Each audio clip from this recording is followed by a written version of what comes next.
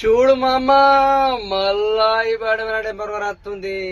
Temporary ఈ రోజు పోతున్నాను. 20 సీటర్ వెహికల్స్, ఐచర్ బండి, టైగర్ బాస్.